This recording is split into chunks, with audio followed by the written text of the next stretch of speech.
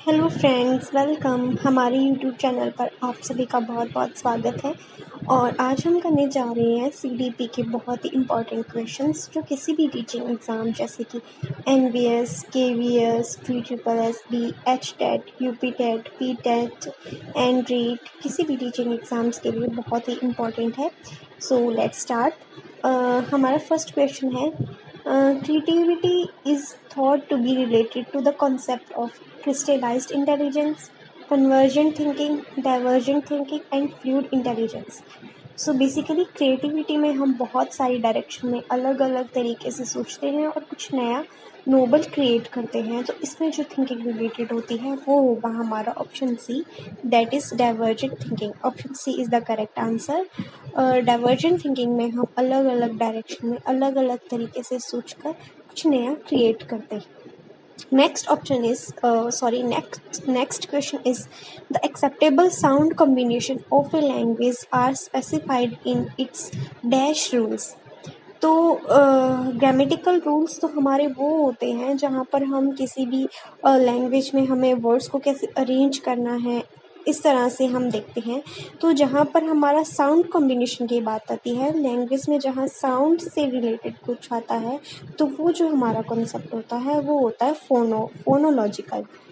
So option D is the correct answer. Next question is, the position where thought patterns are influenced by language is called. वो position जहाँ पर हमारे जो thought patterns है वो हमारी लैंग्वेज से इन्फ्लुएंस होते हैं। तो जो लैंग्वेज से जो रिलेटेड है जहाँ पर हमारे थॉट इन्फ्लुएंस होंगे उसका जो राइट आंसर होएगा, उसके ऑप्शंस देख लेते हैं पहले क्या क्या है। फर्स्ट ऑप्शन है linguistic determination, next is cognitive bias and option C is socio linguistic genesis. तो बेसिकली यहाँ पर जो हमारा आंसर होगा वो होगा option number A, linguistic determination, जहाँ पर हमारे जो थॉट्स हैं वो हमारी जो लैंग्वेज है उससे इन्फ्लुएंस होते हैं। तो फर्स्ट ऑप्शन में हमारा सी करेक्ट है और इसमें हमारा डी करेक्ट है और इसमें हमारा जो है ए ऑप्शन करेक्ट है। नेक्स्ट चलते हैं हम। Next question is question number 4. Ravi repairs appliances by testing hypothesis about the cause of the malfunction based on his experience with the symptoms he uses. तो हमारा क्वेश्चन क्या है, basically जो रवि है वो अप्लाइंसेस है उनको पहले टेस्ट कर रहा है और फिर उनका जो मेल फंक्शन है वो अपने एक्सपीरियंस के हिसाब से उनके सिम्टम्स देखकर जो है उनका पता लगा रहा है। तो बेसिकली वहाँ पर वो चीज़ें हैं वो करके देख रहा है और वो एक तरह से डिस्कवरी अप्रोच पे चल रहा है कि वो चीज़ों को करके एक्सपेरिमेंट करके फिर बता रहा है कि जो उसका एक्सपीरियंस है उसके बेसिस पे। तो इसके ऑप्शंस देख लेते हैं क्या क्या है। फर्स्ट ऑप्शन है ए, algorithms.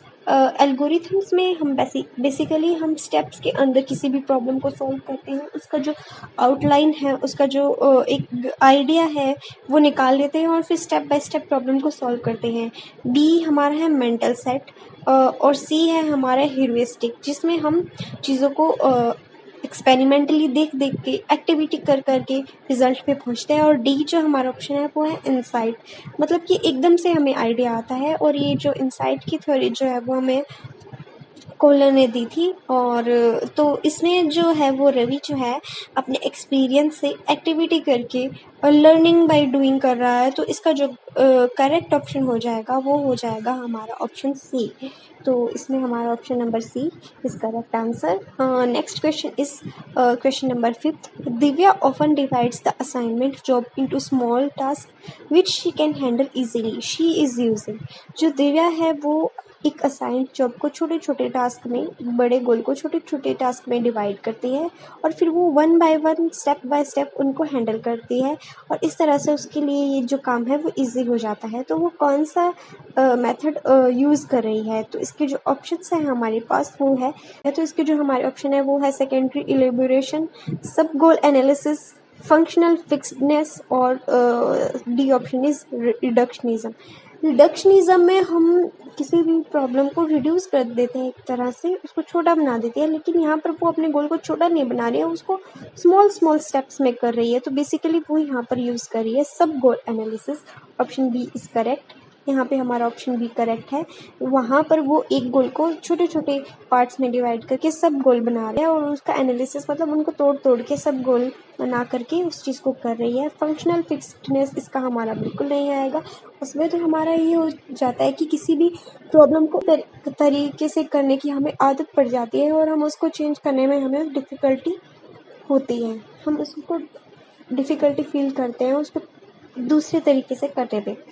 Next question is question number 6। Society determines the role of male and female, this statement articulates.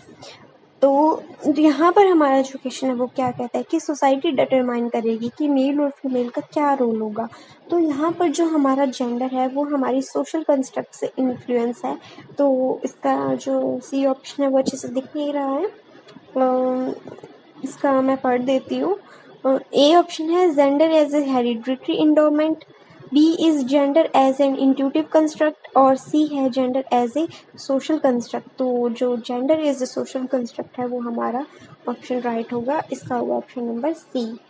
Next is question is grading, coding, marking and credit accumulation systems are some of the examples of। जो हमारा grading है, coding है और marking है और credit accumulation systems हैं, वो हमारे किसके एग्जाम्पल है ये हमें बताना है। तो इसका जो फर्स्ट ऑप्शन है वो क्या है, symbolising position of children in the class. B option is depicting the academics progress in report card. C है scoring procedure of assessment of learners achievement और डी है evaluation procedure of answer sheets of the examination. तो आपको क्या लगता है इसका क्या आंसर होगा? इसको मैं थोड़ा एक्सप्लेन कर देती हूँ। इसमें क्या है कि ग्रेडिंग है, कोडिंग है, मार्किंग है और क्रेडिट एक्यूमुलेशन सिस्टम्स है, वो किसके एग्जाम्पल्स हैं? तो ए ऑप्शन हमारा कहता है कि हमें जो पोजीशंस बतानी है बच्चों की क्लास में, तो बेसिकली हम ऐसे नहीं करते कि हम बच्चों को कोई सिंबल दे, कोई टैग दे, किसी भी तरह से उनका कोई कंपैरिजन करे, ठीक है। और बी है कि हमें एकेडमिक प्रोग्रेस दिखानी है रिपोर्ट कार्ड में। तो बेसिकली सिर्फ रिपोर्ट कार्ड बनाना हमारा एम नहीं है, उनकी एकेडमिक्स प्रोग्रेस को दिखाना जस्ट रिपोर्ट कार्ड पे। ये तो बहुत ही नैरो बात हो गई। सी क्या है कि एक स्कोरिंग प्रोसीजर है कि जहाँ पर हम लर्नर्स की अचीवमेंट को असेस करेंगे। और डी है evaluation procedure of answer sheets of the examination. सिर्फ एग्जामिनेशन शीट्स को असेस करना ये तो छोटी बात हो जाएगी। तो जो हमारा राइट ऑप्शन है वो आपको क्या लगता है कौन सा होगा?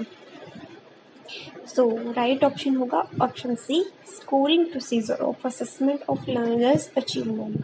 Option C is the correct answer. Next is assessment of learners achievement helps the learners to assessment of learners achievement helps the teachers to। जो हम लर्नर्स की अचीवमेंट को असेस करते हैं वो टीचर को कैसे हेल्प करता है? तो इसके जो ऑप्शंस है जो हमारे पास क्या क्या है, evaluate the effectiveness of pedagogy, means जो भी हम मेथड, टीचिंग अप्रोच, जो भी प्रिंसिपल्स हम फॉलो कर रहे हैं लर्निंग के लिए, टीचिंग के लिए, क्या वो इफ़ेक्टिव है उसको चेक करना। बी क्या है हमारे पास, make ability grouping of learners in the classroom, कि हमें जो क्लासरूम है उसमें एबिलिटी के हिसाब से हमें ग्रुप बनाने हैं। नहीं, हम ग्रुप बनाने के लिए नहीं जाते हैं क्लास में, हम कुछ सिखाने के लिए जाते हैं। सी है prepare activity log for teaching, सिर्फ टीचिंग के लिए एक एक्टिविटी है? नो, इतना नैरो एम तो नहीं होना चाहिए इस चीज़ का। डी है maintain the performance records of learners, सिर्फ हमें रिकॉर्ड्स थोड़ी बनाने हैं, सिर्फ हमें रिकॉर्ड नहीं रखने लर्नर्स का, हमें उनको ओवरऑल डेवलपमेंट करवानी है। तो इसका जो राइट आंसर है वो क्या हो जाएगा हमारे पास, हो जाएगा ऑप्शन ए, कि जो हमें क्या करना है, इवेल्युएट करना है इफ़ेक्टिवनेस ऑफ पेडागोगी, कि हमारी जो पेडागोगी है वो कितनी इफ़ेक्टिव है, बच्चों को कितने काम आ रही है, कितना सीख रहे हैं वो। Ninth question is inclusive education is based on the principle of. Inclusive education क्या होती है कि हम किसी भी बेसिस पे, किसी भी बिहाफ पे कोई भी लर्नर के बीच में किसी भी तरह का कोई कंपैरिजन नहीं करते हैं, उनको इक्वल मानते हैं, हर एक को यूनिक मानते हैं और उनको इक्वल अपॉर्चुनिटीज़ प्रोवाइड करते हैं। ये सोचकर कि हर एक बच्चा यूनिक है, उसका पढ़ने का तरीका अलग है और हमें उनको उनके हिसाब से सारी चीज़ें जो है वो प्रोवाइड करवानी है। तो इसके ऑप्शंस देख लेते हैं हम क्या क्या है। Equity and equal opportunities, social existence and globalisation, word brotherhood, और ये जो नेक्स्ट ऑप्शन है वो दिख नहीं रहा, बेसिकली ये है सोशल इक्विलिब्रियम। तो इंक्लूसिव एजुकेशन का मेन प्रिंसिपल यही होता है कि हमें किसी भी बेसिस पे किसी भी तरह से किसी भी बच्चे के साथ कोई भेदभाव नहीं करना है, उनको इक्वल अपॉर्चुनिटीज़ प्रोवाइड करवानी है।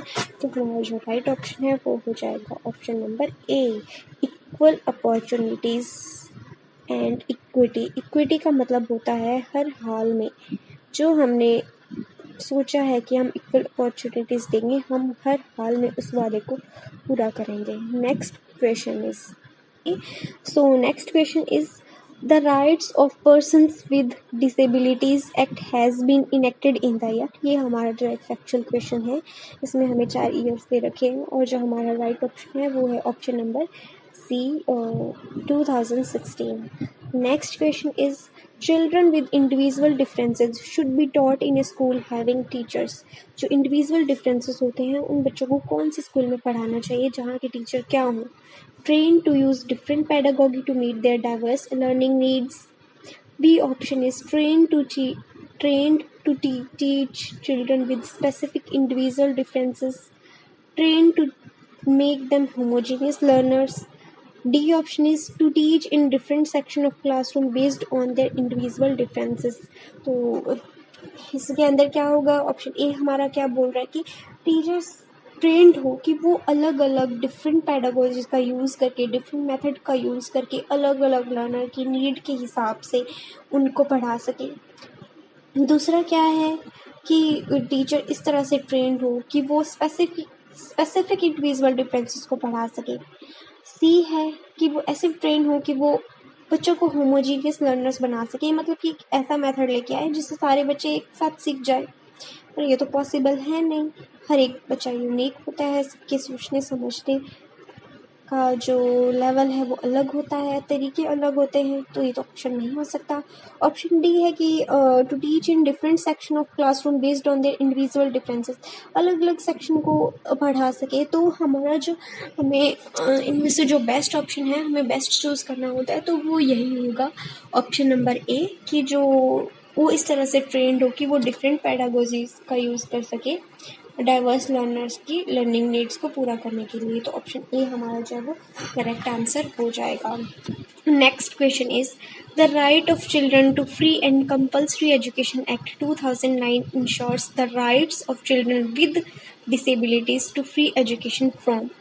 तो हम 2009 में ये एक्ट आया था, the right of children to free and compulsory education. Basically ये था 6 से 14 सालों के लिए, तो ऑप्शन बी इसका करेक्ट आंसर है। लेकिन हमें यहाँ पर थोड़ा सा ध्यान देना है, और वो ये है कि ये हमारे जो राइट है विद डिसेबिलिटी, डिसेबल्ड जो बच्चे हैं उनके लिए पूछा है, तो उनके लिए ही होता है 6 से 18। ये ऑप्शन आई थिंक मैं ऐड करना भूल गई या पता नहीं, ये दिख नहीं रहा है, तो इसका जो राइट ऑप्शन होगा वो होगा 6 से लेकर 18 साल तक।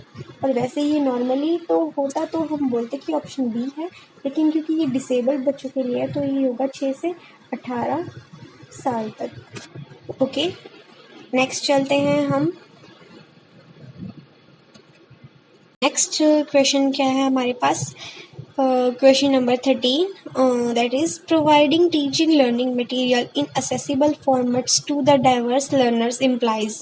तो ये हमारे कुछ ऑप्शन दे रखे हैं, क्या है वो देख लेते हैं। Universal code of teaching practices, B है universal humanistic approach of teaching, C है universal design of learning, D है universal inclusive education ethical कॉन्सिडरेट।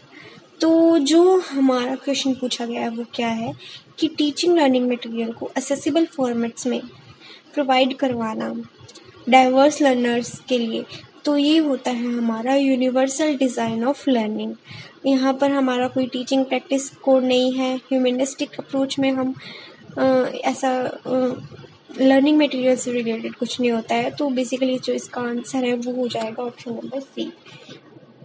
14th question, next, dash involves self awareness and control of cognitive abilities, that is planning, reviewing and revising. तो cognition है वो हमारा mind से related होता है कि किस तरह से हम सोचते हैं, किस तरह से हमारी माइंड की एक्टिविटीज़ होती है। अकोमोडेशन और जो सेंट्रेशन है वो हमारे प्रोजेक्ट के दिए हुए कुछ कॉन्सेप्ट्स है।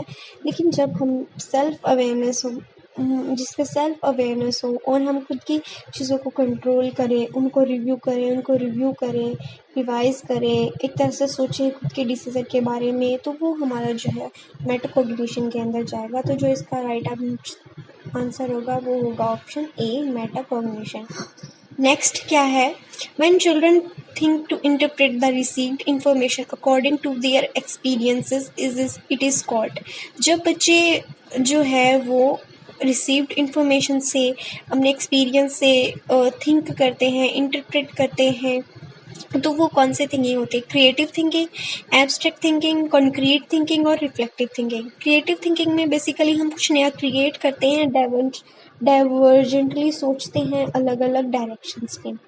एब्स्ट्रैक्ट थिंकिंग का मतलब होता है कि जो चीज़ सामने ना हो फिर भी हम उसको अपने माइंड में इमेजिन करके सोचें। और सी जो हमारा होता है कॉन्क्रीट थिंकिंग, उसमें हम करते हैं कि जो भी हमें इंफॉर्मेशन मिलती है उनके बेसिस पे हम अपने एक्सपीरियंस के बेसिस पे उसको इंटरप्रेट करते हैं। और डी होता है रिफ्लेक्ट करना, किसी चीज़ का मीनिंग समझना, कि जैसे उसको सुन लिया, उसको अच्छे से समझना, उसका मीनिंग निकालना, तो ये हमारा रिफ्लेक्टिव होता है। तो बेसिकली इसका जो राइट आंसर है वो हमारा ऑप्शन नंबर सी करेक्ट हो जाएगा, कॉन्क्रीट थिंकिंग। ओके, चलिए नेक्स्ट क्वेश्चन करते हैं अब हम। So next question is 16. Teaching learners at varying level of difficulty based on the ability of individual learners, known as selective instruction, precision teaching, errorless instruction, differentiated instruction। तो यहाँ पर हमारे पास ये क्या बोल रहा है कि जो teaching learning at varying level of difficulty based on the ability of teaching learners, known as। तो जो इसका जो हमारा राइट आंसर है वो सेलेक्टिव इंस्ट्रक्शन बिल्कुल नहीं होगा। प्रिसीजन टीचिंग कुछ नहीं है ऐसा। एररलेस इंस्ट्रक्शंस नहीं है। ये होता है हमारा डिफरेंशिएटेड इंस्ट्रक्शंस, कि हम नीड के हिसाब से अलग अलग तरीके से इंस्ट्रक्शन देते हैं अलग अलग बच्चों को, अलग अलग लेवल के अकॉर्डिंग। तो जो हमारा राइट ऑप्शन है वो हो जाएगा option D is the correct answer. Next है हमारा 17. Maintenance is the specific stage of learning which is antecedent to dash stage of learning, motivation, independent, generalisation, acquisition. तो जो हमारा मोटिवेशन जैसा इसमें कुछ नहीं है। यहाँ पर हम एक जो maintenance is the specific stage of learning which is antecedent to, ये जो है हमारी जनरलाइजेशन की स्टेज होगी। इसका जो राइट ऑप्शन है वो जनरलाइजेशन होगा। मोटिवेशन जैसा इसमें कुछ नहीं है। इंडिपेंडेंट नहीं है। एक्विजिशन का मतलब होता है हमने किसी चीज़ को नेचुरली एक्वायर किया। तो इसका जो राइट ऑप्शन है वो हो जाएगा C. Next question is 18. Jangkok believe that cognition and emotion are independent, interrelated, integrated, interdependent। तो वैसे तो जो कॉग्निशन है और जो इमोशन है वो हमारे इंडिपेंडेंट नहीं होते, एक दूसरे से इंटर रिलेटेड ही होते हैं। लेकिन ये जो बंदा है इसके अकॉर्डिंग हमें बताना है, तो इसके अकॉर्डिंग जो है ये इनको इंडिपेंडेंट मानता है कि कॉग्निशन और इमोशन का कोई रिलेशन नहीं होता है। पर ऐसा नहीं है, पर हमें जो आंसर है वो क्वेश्चन के अकॉर्डिंग देना है। तो जो ये बिलीव करते हैं हमें वही बताना है। नेक्स्ट क्वेश्चन पे चलते हैं हम अब। नेक्स्ट नंबर 19 पे, A teacher is teaching children by demonstration of task to correct the performance of an already learned task. He is using dash method of teaching। यहाँ पे जो हमारे टीचर हैं वो बच्चों को डेमोन्स्ट्रेट करके दिखा रहे हैं और जो परफॉर्मेंस है उन्होंने बच्चों ने पहले से ही सीखी हुई है, कर सिखा रहे हैं। तो ऑब्जर्वेशन फर्स्ट ऑप्शन है। ऑब्जर्वेशन में बच्चे ऑब्जर्व करके सीखते हैं। करेक्शन में जो कोई मिस्टेक हो गई उसको करेक्ट किया जाता है। इमिटेशन में बच्चा, जैसे छोटे बच्चे होते हैं, वो दूसरों को देखकर उनको कॉपी करके इमिटेट करके सीखते हैं, तो ये हमारा नहीं होगा। यहाँ पर जो हमारा राइट ऑप्शन है वो होगा option C, that is modelling is the correct answer. Next क्या है, according to Mann and Janis, decision maker children analyse the problem, list the alternative and weigh each option for its advantages and disadvantages. His behavior reflects vigilant, outgoing, autocratic, surveillance. तो autocratic का तो यहाँ कोई सवाल ही नहीं उठता है। यहाँ पे जो बच्चा है वो अच्छे से पूरा डिसीजन ले रहा है, फिर प्रॉब्लम को एनालाइज कर रहा है और क्या क्या उसके सॉल्यूशन हो सकते हैं, उनके अल्टरनेटिव सॉल्यूशंस बता रहा है, फिर हर एक को एडवांटेज और उसके डिसएडवांटेज को भी बता रहा है। तो एक तरह से वो बहुत ही बेस्ट काम कर रहा है। तो यहाँ पे जो हमारा जो राइट ऑप्शन होगा वो होगा option A, that is vigilant. Autocratic नहीं है, आउटगोइंग नहीं है, और ये डी ऑप्शन भी नहीं है। Option A is the correct option. Next question is 21. In dash thinking, a child as a problem solver evaluates the truth or likelihood of statements. तो इसके जो ऑप्शंस हैं मुझे तो आधे तो दिख ही नहीं रहे हैं, तो इसका क्या करें। तो इसका जो करेक्ट ऑप्शन है वो यहाँ पे शायद नहीं लिखा हुआ है। तो जहाँ पे बच्चा एक प्रॉब्लम सॉल्वर हो और इवेल्युएट करे ट्रुथ को और स्टेटमेंट्स लेकर आए, अपने व्यूज़ दे, तो यहाँ पर बेसिकली लॉजिकल थिंकिंग होती है, जो यहाँ पे मैंने ऑप्शंस में लिखना शायद मैं भूल गई हूँ। तो इसका हमारा जो है करेक्ट आंसर लॉजिकल थिंकिंग हो जाएगा। Sorry, okay. नेक्स्ट क्वेश्चन पे चलते हैं अब। The task in which the children get experience while enjoying themselves is known as consumer type task, producer type task, problem type task and drill and practice. So basically drill और practice में हम किसी भी चीज़ को बार बार करके देखते हैं, उसकी प्रैक्टिस करते हैं। जैसे कि हम मैथमेटिक्स में बेसिकली फॉर्मूलों को अच्छी तरह से समझने के लिए, नए कॉन्सेप्ट को अच्छे से डाइजेस्ट करने के लिए बहुत सारी ड्रिल एंड प्रैक्टिस करते हैं। सी क्या है कि प्रॉब्लम सॉल्व करते हैं, लेकिन जहाँ पर बच्चे खुद को एक्सपीरियंस मतलब इंजॉय करें खुद के साथ और एक्सपीरियंस लेते हुए, तो वो जो हमारा टास्क होता है वो होता है consumer type task. Option A is the correct option. Next is multi-sensory approach in teaching learning is the simultaneous use of visual, auditory, tactile and dash senses to enhance learning. Multi-sensory में है कि हम जितनी ज़्यादा senses अपने use करेंगे किसी चीज़ को सीखने के लिए, हमें उतना ही अच्छे से जो वो चीज़ है हमें आएगी। अगर हम अपनी सारी सेंसेस, मैक्सिमम सेंसेस का हमें यूज़ करना है, तो इसमें हमारी विजुअल देखने की, ऑडिटरी सुनने की, टेक्टाइल जिसमें हम छू के देखते हैं, तो और क्या होगा, वेस्टिब्यूलर, परसेप्चुअल, ऑब्जर्वेशनल, काइनेस्थेटिक। तो इसका जो राइट आंसर होगा वो होगा ऑप्शन डी, जिसमें हम अपने इस स्किल का भी यूज़ करेंगे। Question number 24. The development from central part of the body towards peripheries और एक्सट्रीमिटीज डिनोट्स द। इसका मतलब क्या है कि जो हमारा डेवलपमेंट है वो सेंट्रल पार्ट से पेरीफेरी की तरफ जाता है। जैसे कि जो बच्चा है पहले वो उसका सेंटर लगा लो, उसका स्टमक है, तो पहले वो उसको कंट्रोल करेगा, फिर उसको अपने हाथों पे कंट्रोल जाएगा, और जो उसकी टिप्स है, जैसे कि उसकी उंगली की टिप्स है, बिल्कुल एंड में वो उन पे जो है कंट्रोल करना सीखेगा। अपने हाथों पे उसका ज़्यादा कंट्रोल जाता है। पहले वो किसी चीज़ को पूरे उठाने के लिए पूरा हाथ ऐसे आगे देता है और पूरे हाथ से उठाता है, लेकिन धीरे धीरे वो छोटी चीज़ों को सिर्फ फिंगर से पकड़ने लगता है। तो जो उसका कंट्रोल है वो सेंटर से पेरीफेरी की तरफ जाता है, और इसको जो हम बोलते हैं principle of proximo distal development. तो ऑप्शन बी इसका करेक्ट आंसर होगा। आगे हमारा है question number 25. School is an institution of socialisation of children where. जो स्कूल है हमारा सोशलाइजेशन का एक इंस्टीट्यूशन है, जहाँ पर क्या होता है, स्कूल रूटीन सेंट्रल पोजीशन पे होता है, स्कूल एक्टिविटीज़ सेंट्रल पोजीशन पर होती है, स्कूल टीचर्स सेंट्रल पोजीशन पर होता है, या फिर स्कूल चिल्ड्रन सेंट्रल पोजीशन पे होता है। तो बेसिकली जो हमारा स्कूल है, टीचर्स है, एजुकेशन है, ये सारी चीज़ें लर्नर्स के लिए होती है। तो हमारा जो बच्चे हैं वो हमेशा सेंट्रल पोजीशन पर रहेंगे, तो वो होगा option D.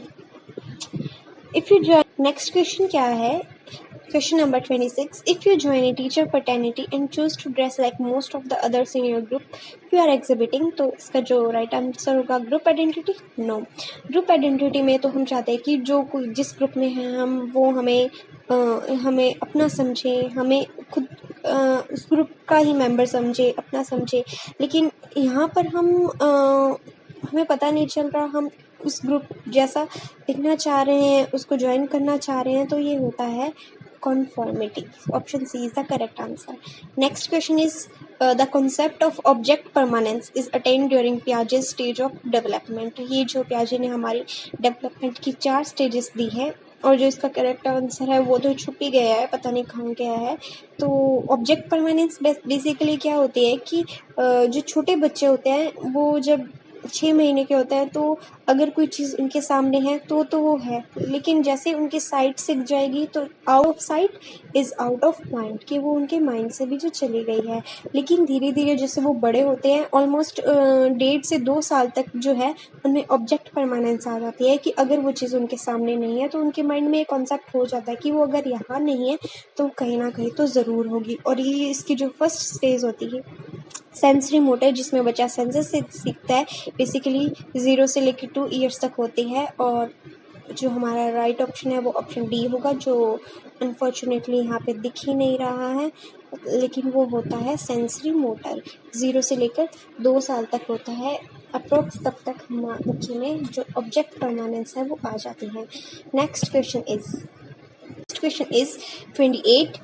Individual education programme is plan from the perspective of, जहाँ पर हम हर एक बच्चे के लिए इंडिविजुअलाइज्ड एजुकेशन प्रोग्राम बनाते हैं तो वो बेसिकली कौन से टाइप की होगी? Child centred, open school, e learning, special education.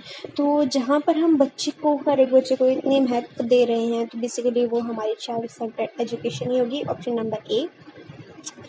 Next है between dash months of age most children begin to combine words into short sentences while speaking. इसमें है कि बच्चे जो है किस उम्र में है वो जो छोटे छोटे सेंटेंस बनाने लगते हैं, तो इसका जो राइट ऑप्शन होगा वो होगा 18 मंथ से लेकर 24 मंथ तक के बीच, मतलब 1.5 से 2 साल तक जब वो जाते हैं तो वो छोटे छोटे सेंटेंस बनाना शुरू कर देते हैं. A option is the right option. Next है the concept of intelligence question और IQ वाज डेवलप्ड बाय, किसने दिया था? बेसिकली ये जो कॉन्सेप्ट है ये सबसे पहले बाइनेट ने दिया था, फिर जो इस पे काम किया था इसके फॉर्मूले वगैरह पे IQ पे वो स्टर्न ने दिया था, और लास्ट में जो इसका फॉर्मूला है दिया था जो C है डायमंड, वो छुप गया है. तो यहाँ पर ये डेवलप्ड किसके द्वारा किया गया? तो ये स्टर्न ने किया था. Option B is the correct option. तो ये हमारे कुछ क्वेश्चंस थे जो हमने डिस्कस किए. अगर आपको ये अच्छे लगे हों तो आप अपने फ्रेंड्स के साथ शेयर करें और अपना फीडबैक ज़रूर दें.